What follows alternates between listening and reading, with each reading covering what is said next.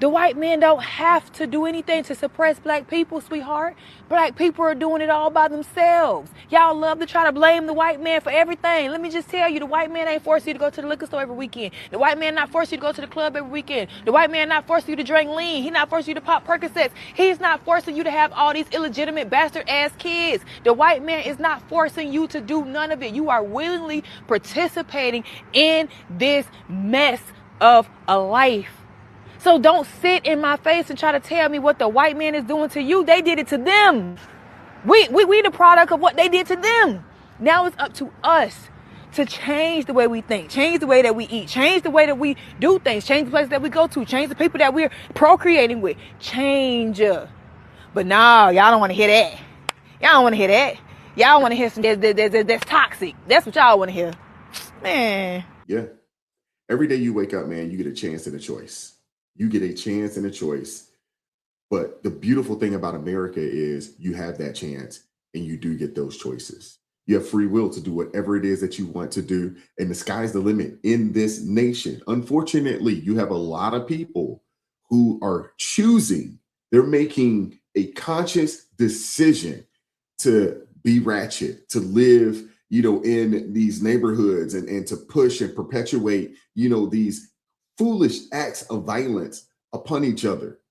I mean, it is crazy what's going on in a lot of these neighborhoods. Large majority of them are Democrat strongholds. They're the poorest. They're the, most crime riddled. They're the least safest places in the country. Yet you have Democrats out here telling us that everything is okay, crime is coming down, and just let these people do whatever it is that they're going to do. And it really makes you wonder. It makes you think, like, is this on purpose? Is this by design? Do they want these people in here doing this to each other? Do they want it? It just makes me think it. But I don't know if you guys heard about this, but there was a story up in New York City. Young 15-year-old man lost his life. And I mean, he got jumped on. I can't show the video, but I'm going to leave that link in the description box because I want you guys to see it for yourselves if you're interested. It's very, very difficult to watch, but I don't know if you guys heard about this story, but check this out. 15-year-old boy who was killed last night at a park in Queens. The shooting happened on a basketball court during a large fight. Eyewitness News reporter Phil Tate is live. I'm here to tell you that wasn't a fight. That was a beatdown. It was, they jumped the man and, and he just stood there scared. I'm surprised he didn't try to jump out of there and run, but. Live in St. Albans, Queens with more. And Phil, it feels like we're hearing too many of these kinds of reports.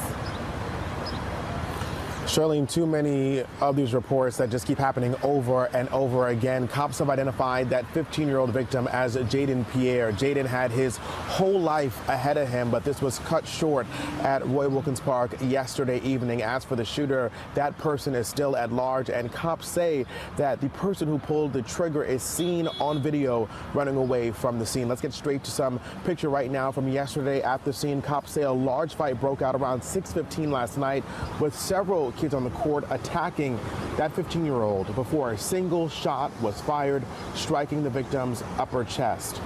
Pierre was taken to a local hospital but could not be saved. As young people scattered, playtime at the park came to a halt and detectives were left gathering evidence all night long from the court and playground. Longtime community advocate for peace, Erica Ford, reeling from this tragedy.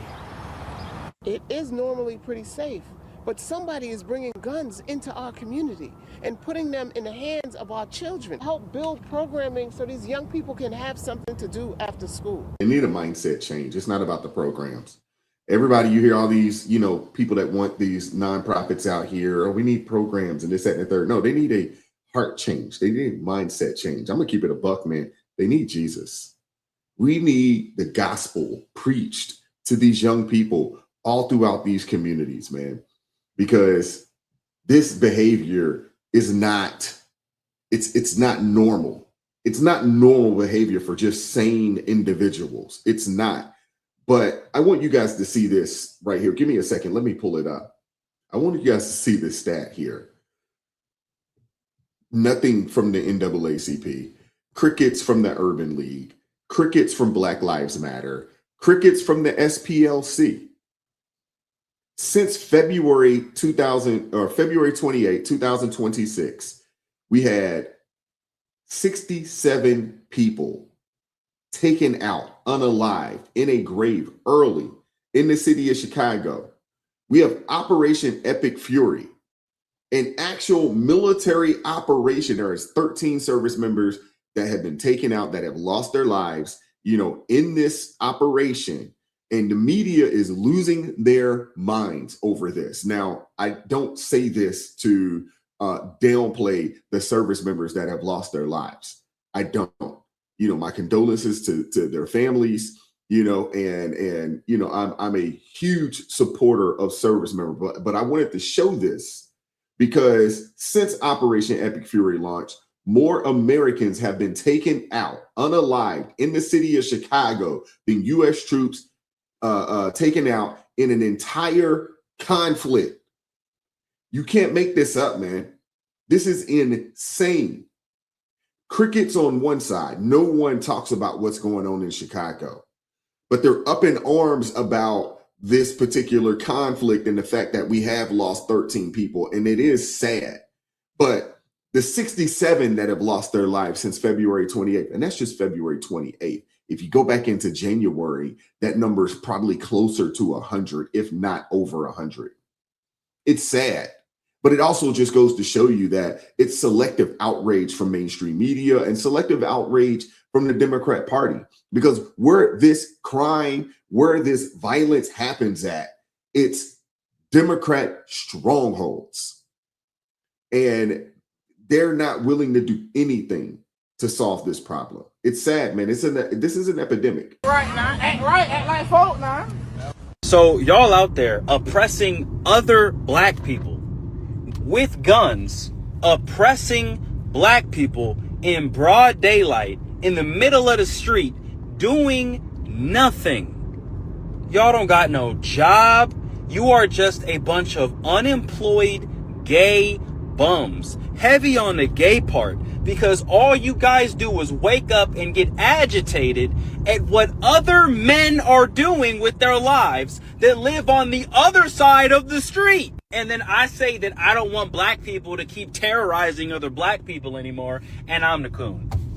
I'm the coon. I'm the Uncle Tom. I hate myself. I'm a half-breed. I'm not black enough to comment on the black community. I'm diet black. I'm the bootlicker, right? I've been saying it for quite some time, man. The real sellouts are the people that want to keep this thing going. The real sellouts are the people that are quiet on the crime that is happening in these communities. They are quiet on the drug dealing. They're quiet on the scamming. And more times than not, it's happening to people that look like them. They're quiet on it. But let one white person step bad, all hell will break loose. It makes absolutely no sense, man. It just goes to show you that, these people do not actually care. They don't. While y'all victimize yourselves and then go blame the white man for what you're literally doing to each other. So let me get this right. If the white man wants you to stay down and then y'all systematically keep each other down, who's licking whose white man's boots? Huh? And then the Democrat politician come, put on some fake accent, pull a bottle of hot sauce out their purse, and y'all just shucking and jiving for them like some retards. Yeah. All of these places are ran by Democrats. You think white people are against you, and then you continue antagonizing and oppressing each other and then blaming white folks for it. Guess what, stupid? You're doing it for them. Why would they have to keep you oppressed? And y'all right. It was the white man that got y'all addicted to the welfare state and that flooded y'all communities with drugs and guns so that you could destroy yourselves. And then it would just be the self-eating snake, the self-fulfilling prophecy of victimization and always staying at the bottom of the totem pole of society. But it's not the white man you think. The white liberal wants you begging them for help. They want you like you're these little puppets on a string, and you just dance to the beat of the Democrats' drum. He is absolutely right there. They got to call it out, man. You get a lot of black folks that say white people, white people, white people. No. Call it properly. White liberals. And white liberals have always been, a thorn in the side of melanated Americans. They've always been, dating back to the 1800s. They are the party of the Confederacy. They are the party, you know what I'm saying, of the Triple K, the party of Jim Crow, party of redlining. They're the party that filibustered the Voting Rights Act. I mean, you name it, they've done it.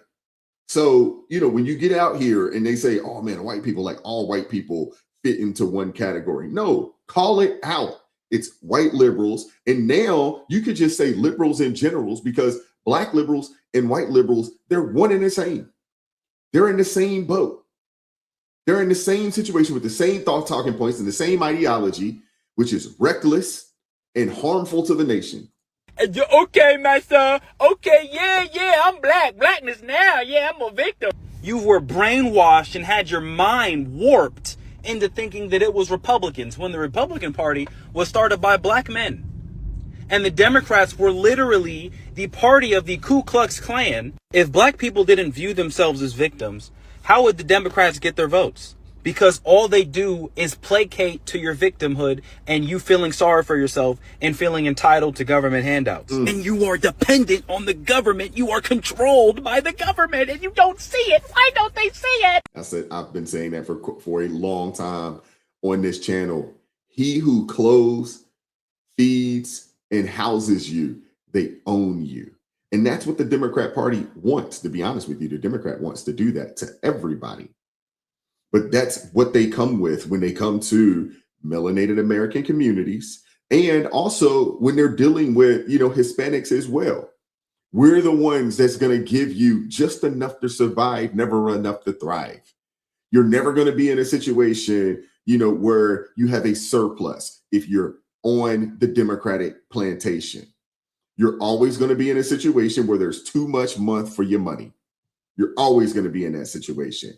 And again, these places are also some of the most dangerous places in the country. And for whatever reason, people continue to support these people. Seriously.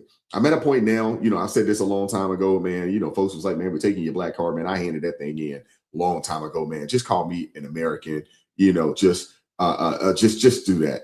Just do that. I mean, if you had to throw an adjective in there, just say, hey, it's a highly melanated American. Simple as that. If you had to find, throw an adjective in there to describe me, but I don't want to be associated with these fools. I don't want any parts of it, friend, foe, family or not. I don't care. I don't want to be a part of it. Simple as that. I want to hear from you guys in the comment section. What are your thoughts on any of this? Hit the like button, share the video, subscribe to the channel, turn the notifications on to all so you never miss an upload.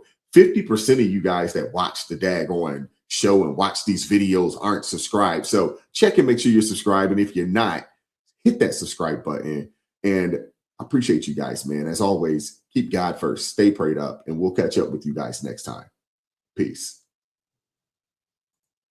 It is God who arms me with strength. Yeah, I'm battle ready. He trains my hands for battle. My heart stays steady. But thanks be to God, He gives us the victory. Through my Lord Jesus Christ, it can't live in me. I was down to the dirt, red clay on my shoes, old pain in my shirt, oh so bruised. Then the Lord hit my chest, kicked air from my breath, put power in my step.